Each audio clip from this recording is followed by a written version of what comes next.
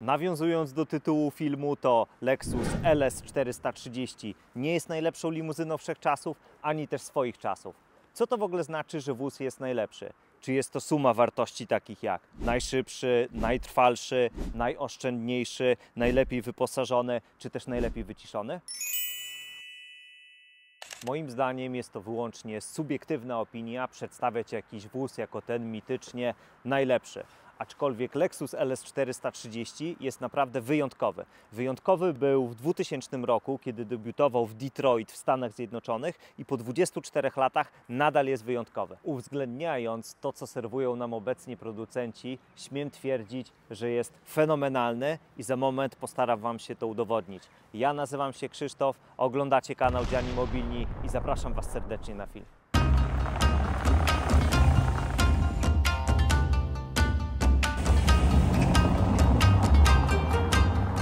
Na początek cofnijmy kartki z kalendarza, gdyż historia LS-a jest naprawdę bardzo ciekawa. Sztab Toyoty postanowił dosłownie rozbić głową mur. Postanowiono stworzyć nową markę i zaatakować od razu segment F. Zaatakować takich hegemonów jak chociażby mecenas klasy S. Brzmi jak nader ambitny plan, na który postanowiono przeznaczyć nielichą sumę $1 miliarda. Oczywiście z punktu widzenia niemieckich księgowych tego muru nigdy nie rozbito, aczkolwiek wykruszono odrobinę zaprawy. Wyobraźcie sobie, że przez ponad 35 lat, a konkretnie to przez 5 generacji LS-ów znalazło zaledwie 900 000 nabywców na całym świecie, a mecenas samej drugiej i trzeciej generacji sprzedał ponad 1 100 000 egzemplarzy. To o czym w ogóle mowa? Liczby liczbami, ale LS, czyli Luxury sedan od Lexusa, wyznaczył kilka standardów w segmencie ekskluzywnych limuzyn. Żeby nie być gołosłownym, mam tutaj na myśli chociażby komfort, wyciszenie czy też niezawodność. Wyobraźcie sobie, że jak wystartowała sprzedaż pierwszej generacji LS-a, to pierwsze 192 auta w Niemczech dostarczono klientom pod dom, bo nie było jeszcze salonów sprzedaży. Hashtag to się nazywa jakość obsługi. Kiedy konkurencja oferowała sporo jednostek napędowych, sztab Toyoty postanowił, my zrobimy jedną, ale konkretną, która owiana jest już licznymi legendami. Zrobili pierdyliard prototypów i tak oto powstało 1UZ FE, czyli 4-litrowe wolnossące V8 o mocy 245 koni mechanicznych i 353 Nm. Co oferowało? VMAX na poziomie 250 km na godzinę, setkę w nieco ponad 8 sekund, spalanie przy 90 km na godzinę jedynie 8 litrów, no i 58 dB w kabinie przy stówce. Sami przyznacie, że są to fenomenalne wyniki jak na 35-letnią limuzynę. Jako ciekawostkę barową powiem Wam, że oficjalnym kanałem sprzedaży wszystkich generacji LS-ów na naszych drogach wylądowało zaledwie nieco ponad 900 egzemplarzy. Warto zaznaczyć, że każda generacja LS-a opuszcza bramy wyłącznie fabryki w Taharze w Japonii. Pierwsze 3 były stosunkowo krótko produkowane. Pierwsza przez 5 lat, druga przez 6, no i ta trzecia również przez 6, od 2000 do 2006 roku. Mój egzemplarz jest z samego początku produkcji, konkretnie to z 2000 roku. Swój dotychczasowy żywot wiódł w słonecznej Szwajcarii i na emeryturę wylądował w Białymstoku. Brzmi jakby emeryturę sponsorował nasz ZUS, prawda? Jest spory grono osób, które twierdzi, że designerzy Lexusa mocno inspirowali się mecenasem W140, tak zwaną lochą. Ciężko się z nimi nie zgodzić, zwłaszcza jeśli popatrzymy na tył auta, a także jego profil. Tutaj nie ma co się szczególnie rozwodzić. Lexus LS 430 z zewnątrz to średnio urodziwy samochód, zwłaszcza jeśli popatrzymy na pierwszą, a także drugą generację. Jednym z kluczowych kryteriów projektowych pod tytułem Lexus LS 430 było doskonałe właściwości aerodynamiczne. Przez 2 lata lepiono na 3 kontynentach pełnowymiarowe modele z gliny, po czym wylądowano w tunelu aerodynamicznym przeznaczonym do projektowania japońskich pociągów wysokich prędkości, czego rezultatem jest najniższy współczynnik oporu aerodynamicznego wynoszący 0,25. Mówimy o sztukach z pneumatyką, z techniką kontroli wysokości pojazdu. Zapytacie, jak to wygląda na tle szanownej konkurencji? Otóż mecenas W220 z wynikiem 0,28. To jest naprawdę ogromna różnica, szanowni Państwo. Dopiero Dopiero po 13 latach w 6. generacji udało się osiągnąć lepszy wynik od Lexusa, mianowicie 0,24. No to może BMW E65? No niestety również nie. Tutaj w najlepszej odsłonie osiągnięto wynik 0,28. Dopiero po 15 latach w 6. generacji zwanej G11 udało się przebić spektakularny wynik Lexusa. Czy drużyna pierścienia A8 obroni niemieckie trio? Również nie. D3 ma wynik 0,27 i z tego co mi wiadomo do tej pory nie przebito wyniku Lexusa. Pod maską LS-a 430 lądował jeden motor, tak jak w przypadku pierwszej i drugiej generacji, z tym, że jest nieco większy, lżejszy, a także mocniejszy. 4,3 litrowy wolnossący silnik V8 legitymuje się mocą 282 koni mechanicznych i 417 Nm z wiesią 3UZ FE. Trwała, ekonomiczna, z nieprzyzwoicie wysoką kulturą pracy. Jako jedna z pierwszych benzynowych V8 otrzymała certyfikat ULEV, czyli Ultra Low Emission Vehicle. Parowana jest z 5-biegową automatyczną skrzynią biegów, ewentualnie z 6-biegową, która występowała w Polifcie od 2003 roku. Skoro wywołałem do tablicy Polifta, no to wypadałoby powiedzieć szybciutko o kluczowych różnicach. No to tak, w Polifcie mamy nowy wygląd przedniego pasa, moim zdaniem dużo bardziej atrakcyjny. Mamy nowe lampiony skrętne bixenonowe, mamy nowe amortyzatory pneumatyczne, mamy nowe wzory felg, a także kolory nadwozia. Z tyłu kluczowa zmiana to zastosowane diody LEDowe w lampionach. Wewnątrz wylądowały poduszki chroniące kolana kierowcy, a także pasażera, Bluetooth oraz kamera cofania, a na tylnej wersalce dodano wentylację. To, jakie było hasło zespołu inżynierów pracujących nad 3. generacją LS-a, to lepiej sobie usiądę, bo to dosłownie kolana miękną. Kompromis to brzydkie słowo, ależ to ma odpowiednią wymowę, nie jest przy tym ani aroganckie, ani też nadęte. No i dobra, slogany reklamowe na bok, zdaje się, że miałem udowadniać, że wóz jest naprawdę wyjątkowy. Lusterka zewnętrzne, elektrycznie regulowane, a także składane, fotochromatyczne, a także asferyczne, raczej na nikim specjalnego wrażenia to nie zrobi. Ale pokryte są materiałem tytanowo-krzemionkowym, aby skutecznie pozbywać się wody. Ponadto ich ogrzewanie włączane jest automatycznie zaraz po uruchomieniu się wycieraczek, a to już sami przyznacie, że brzmi nieco lepiej.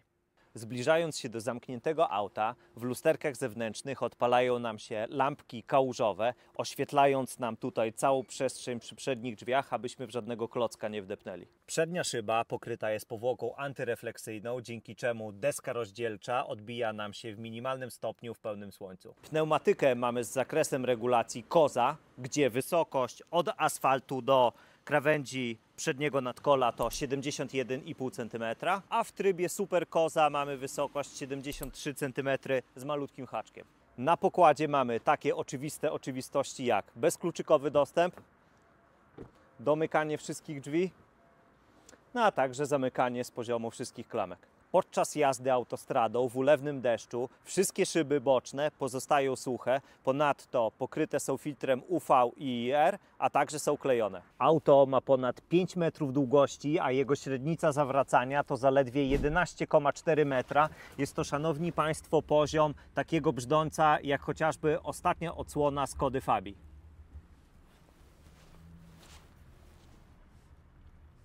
Fotel kierowcy regulowany jest elektrycznie w 14 kierunkach z pamięcią ustawień dla 3 kierowców, w tym pamięć ustawień kierownicy, lusterek bocznych, a także wysokość pasu.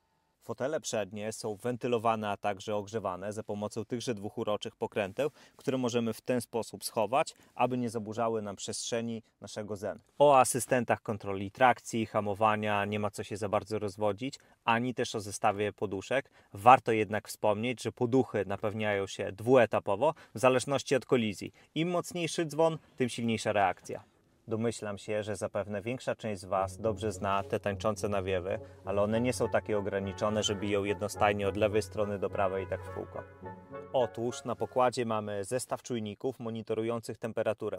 Jeżeli jedziemy sami, wówczas koncentracja powietrza idzie wyłącznie w stronę kierowcy, a jeżeli jedzie z nami pasażer, wówczas mądry komputer dokłada drugą strefę. Co więcej, jeśli na którąś ze stron wali nam słońce, wówczas system skupia się na osiągnięciu pożądanej przez nas temperatury właśnie w tej nasłonecznionej stronie. Kierowniku złoty, ależ masz pan piękną Toyotę. Poratuj pan 50 złotych. Ile? Panie, wiesz pan, po ile teraz paliwo chodzi? Grubo ponad 6 zł za litr, a prąd jaki w cholerę drogi.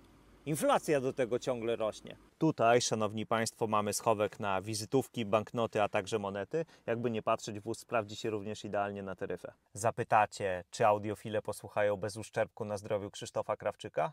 To jest bardzo dobre pytanie. Odpowiedź brzmi tak. O ile na pokładzie wylądował opcjonalny system od Marka Lewinsona. Co ciekawe, Lexus LS430 jest to pierwszy wóz, w którym wylądował właśnie Marek.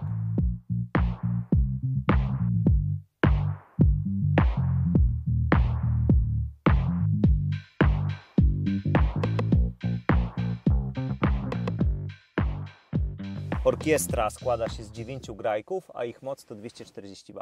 Tutaj mamy przepiękny relikt przeszłości, jakim jest odtwarzacz na kasety, a pod spodem mamy zmieniarkę na płyty CD, a konkretnie to na 6 sztuk. Wyobraźcie sobie, że w oficjalnych broszurkach Lexusa był taki przekaz. Jeżeli skunks da o sobie znać lub rolnik rozrzuci nawóz, wiadomo jaki, ewentualnie stopień zanieczyszczeń powietrza będzie na zewnątrz nieakceptowalny, no to mądry komputer Lexusa odcina dopływ świeżego powietrza, wewnątrz pozbywa się nieprzyjemnych zapachów, oczyszcza powietrze. A kiedy na zewnątrz znów będzie ok, wówczas znów dopuści świeże powietrze z zewnątrz. Tylna kanapa jest również elektrycznie regulowana, niezależnie dla 2 osób. Zawiera masaże wibracyjne, ogrzewanie, a także pamięć ustawień.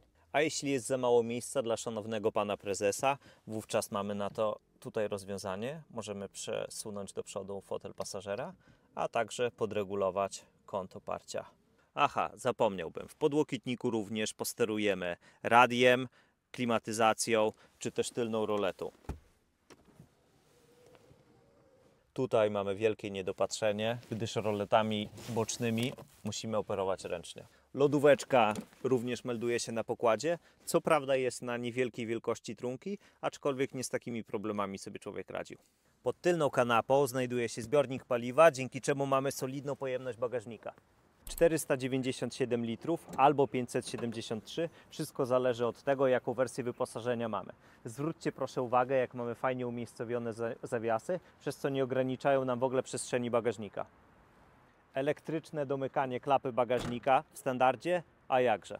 Umówmy się, przez obiektyw naprawdę cholernie ciężko jest pokazać, że coś jest wykonane z naprawdę świetnych materiałów. Niestety nie poczujecie, jak te skóry pachną i jak są aksamitne w dotyku, ale możecie zaraz zobaczyć, jak wyglądają po ponad 24 latach, jak wyglądają po 230 000 przejechanych kilometrów, ile mają skaz, ile mają pęknięć, a także przebarwień.